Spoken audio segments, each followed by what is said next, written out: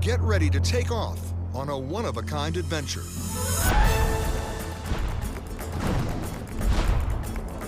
You've never been on a journey like this, or traveled to a country the way we're going to take you.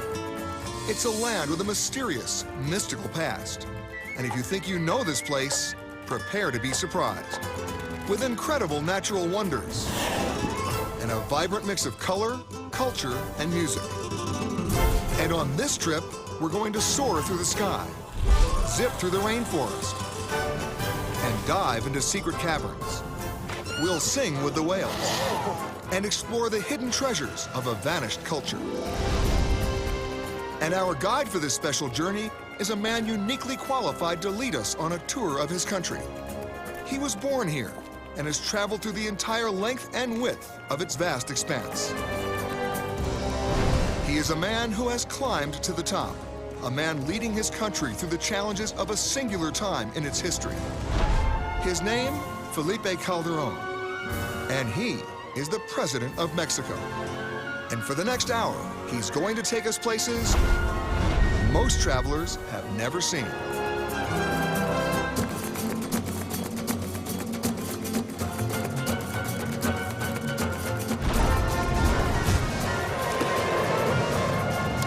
This is Mexico, the Royal Tour.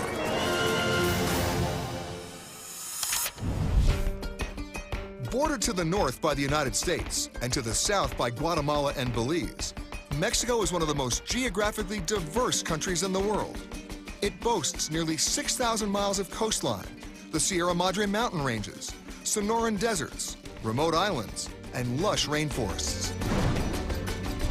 At the heart of this country of 111 million people is its capital, Mexico City.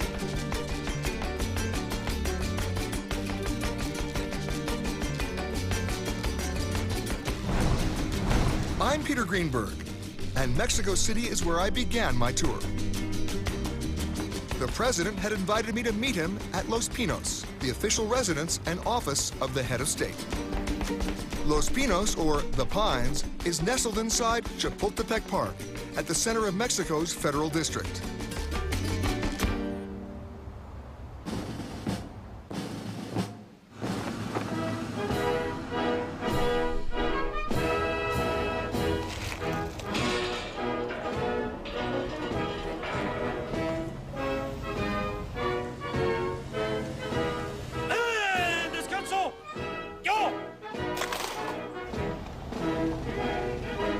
It was an impressive greeting.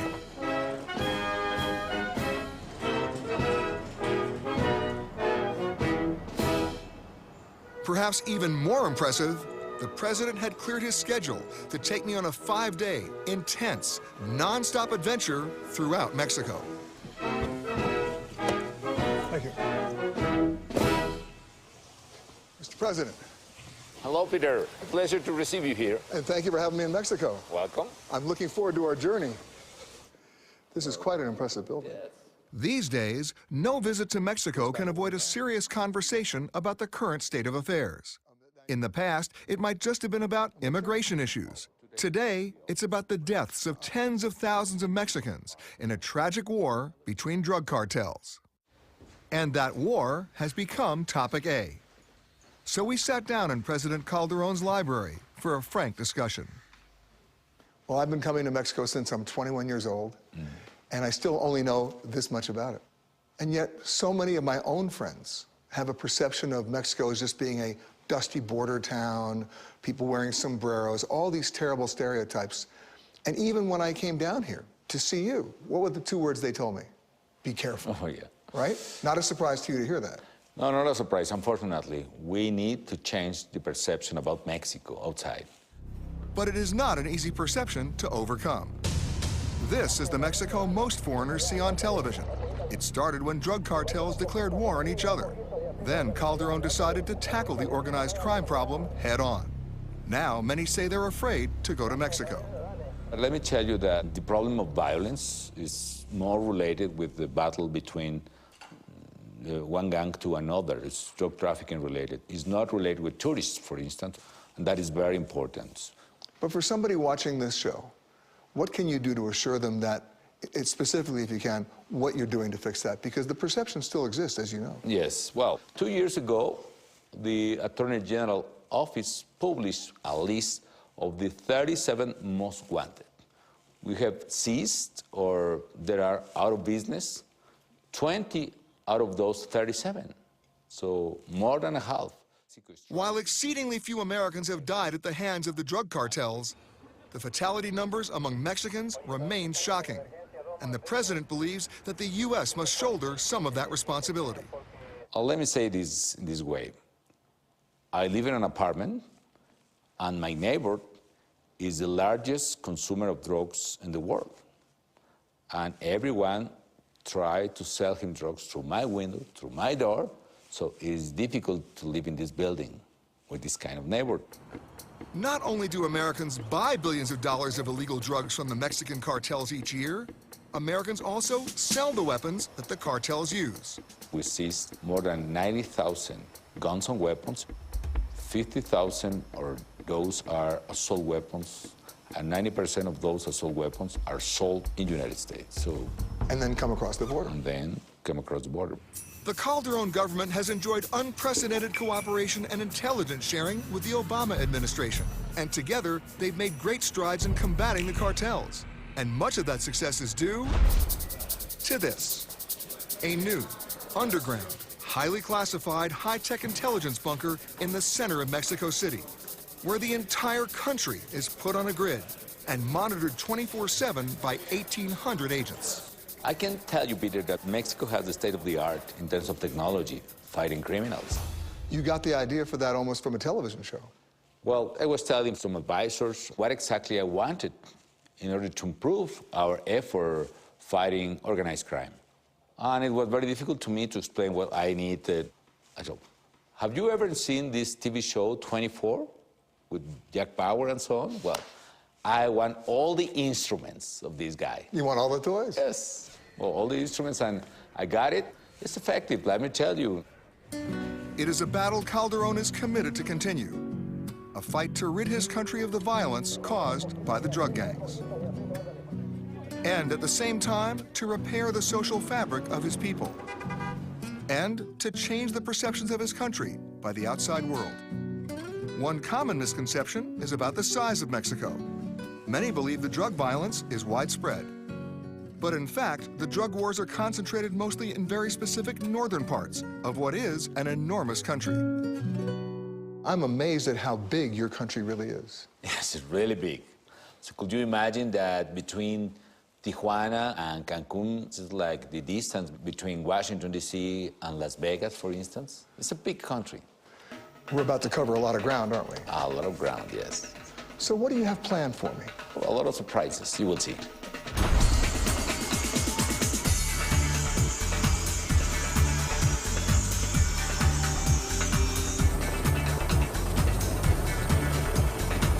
As we lifted off from Los Pinos, we were joined by the First Lady, Margarita Zavala.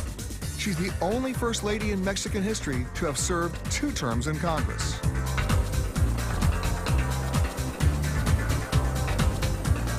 Our first stop on the royal tour, the state of Chiapas, in the southern part of the country.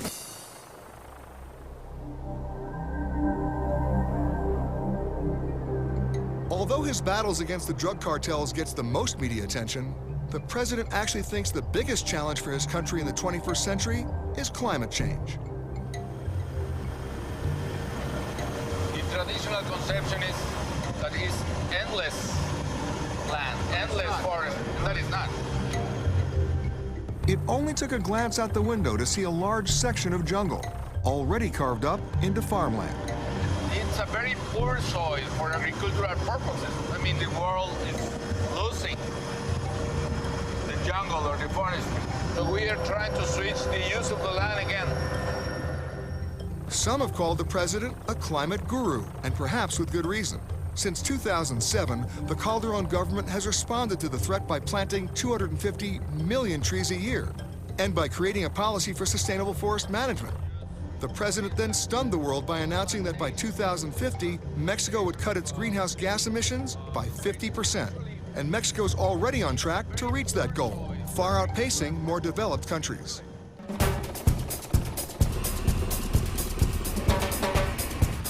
Peter, we are landing at the jungles of Chiapas. It's a perfect place for a first stop on the Royal Tour, because this spot will actually involve royalty.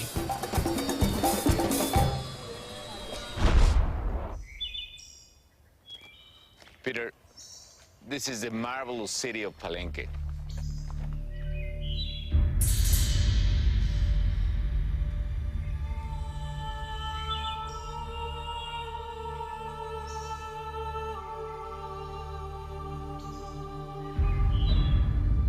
A lot of archaeologists say that Palenque is the most sublime city of the Mayan civilization. By the 8th century AD, Palenque covered about 50 square miles. Today, thousands of structures remain covered by jungle.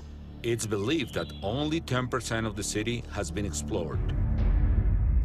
But there was one part of Palenque that the president really wanted to show me. The Temple of the Inscriptions. This Grand Pyramid has jealously guarded a secret for well over 1,000 years. And now, the president wanted to share that secret with me. But as we reached the top, I was struck by an otherworldly sound. Mr. President, what's that growling noise? Those are the monkeys, because we are in the middle of the jungle. Wow, so this is the secret you told me about? Oh, no, absolutely not. Let me show you the secret.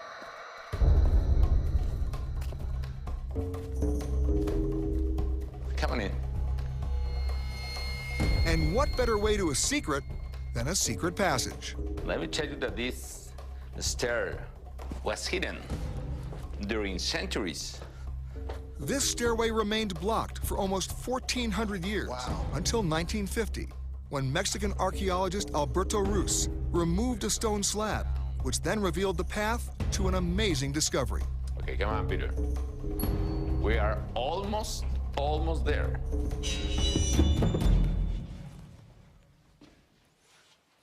Look at this chamber.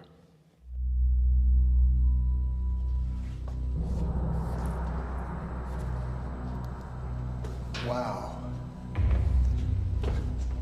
Come on in, Peter. Laid out in front of us was an ornately carved stone. It's big. It's really big, so you can imagine it weighs like 14,000 pounds. 7 tons. Carved into this giant stone is a depiction of a Mayan king being lowered into the jaws of the underworld, the frightening place the Mayans believed their souls went after death. And when archaeologists removed the stone slab, they found this jade death mask and the skeletal remains of the once mighty King Pakal staring back at them. Until that moment, historians had no idea that, like the Egyptians, the Mayans also entombed their rulers. They believed that the temples were only for worship. But finally, after this discovery, all the perceptions and all the knowledge about Mayans changed radically. So this is the secret. This is the secret of the tomb, the secret of the Temple of Inscriptions. But Palenque still held an even bigger mystery. By the year 900, the city was abandoned. And where'd the Mayans go? Well, let me show you.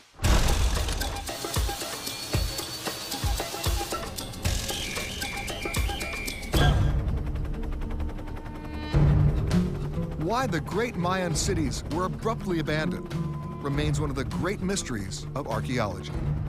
Was it warfare, overpopulation, disease, or drought? Scholars can only speculate.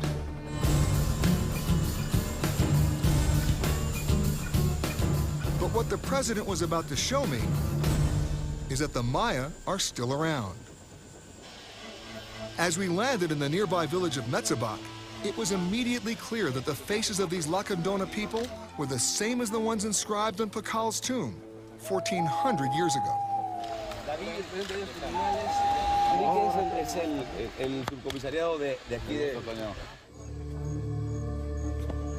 Peter, here on the river, we can learn more about the ancestors of the Lacandones.